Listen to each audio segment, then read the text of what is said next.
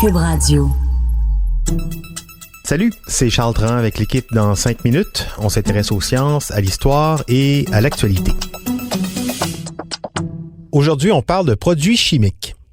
On sait qu'il y en a trop des produits chimiques, on le sait depuis longtemps. Ce qu'on savait moins, par contre, c'est que maintenant, il y en a tellement trop, en fait, qu'on ne peut plus les évaluer correctement. On a perdu le contrôle.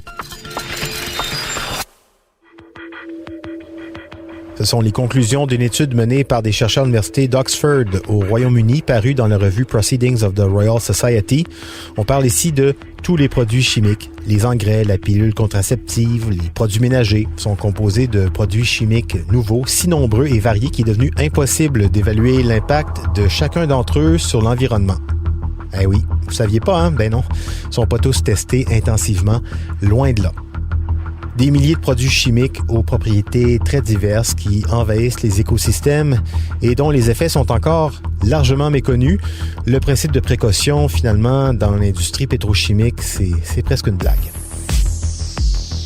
Ce qui inquiète le plus les chercheurs, c'est la vitesse à laquelle de nouveaux produits chimiques sont introduits, utilisés et donc inévitablement rejetés dans les écosystèmes.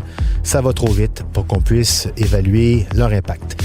Les perturbateurs endocriniens, aussi contenus dans certaines substances chimiques, préoccupent particulièrement les chercheurs, présents dans certains plastiques, dans certains équipements, dans les médicaments aussi, comme les antidépresseurs, les pilules contraceptives. Les perturbateurs endocriniens, donc, sont connus pour dérégler la reproduction des animaux. Déjà, la faune aquatique serait bien touchée. Nous sommes en train de rejeter, disent-ils, des produits chimiques dans les océans qui pourraient potentiellement tuer la plupart des animaux marins sans même le savoir. Il donne l'exemple d'un groupe d'orques au large de l'Écosse qui n'a eu aucun petit depuis plus de 25 ans. L'organisme d'une des femelles contenait des taux de BPC, des BPC pourtant interdits dans les années 80, des taux 100 fois supérieurs au seuil toxicologique.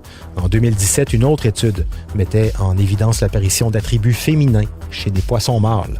Certains étaient même devenus transgenres et capables de pondre des œufs. Plus près d'ici, dans l'estuaire du Saint-Laurent, les belugas sont affectés avec des taux de BPC 25 fois plus élevés que les belugas vivant dans l'océan Arctique. Chez les humains aussi, les BPC, c'est nocif dès l'état fœtal. Les perturbateurs endocriniens affectent le niveau d'intelligence globale et augmentent les troubles cognitifs, les fameux TDA, TDAH, l'autisme. Ils seraient même à l'origine d'une baisse drastique de la fertilité masculine.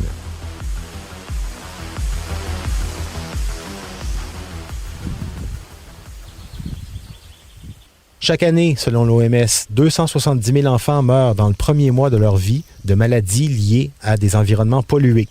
Un exemple, très d'actualité, le glyphosate, le Roundup de Monsanto, il tue tout, sans doute même des gens.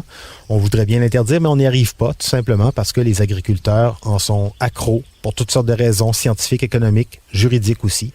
Donc, ça prendra des moyens forts, une main de fer peut-être, pour contraindre le changement, mais c'est possible. Dans le nord de l'Inde, espoir, le gouvernement de la province du Sikkim a décidé en 2003 déjà de convertir toute la province au bio pour se sortir d'une grave crise agraire, des problèmes économiques et de santé publique. Aucun pesticide, herbicide, engrais chimique n'est toléré dans les champs, sinon c'est 3 mois de prison. On rigole pas, mais ça prenait peut-être ça. Ça a pris 2 saisons difficiles pour permettre aux terres de se refaire une santé. 15 ans après, donc, le constat est sans équivoque. Production saine, diversifiée, population plus en santé, plus heureuse aussi. Bravo donc les gens du Sikkim.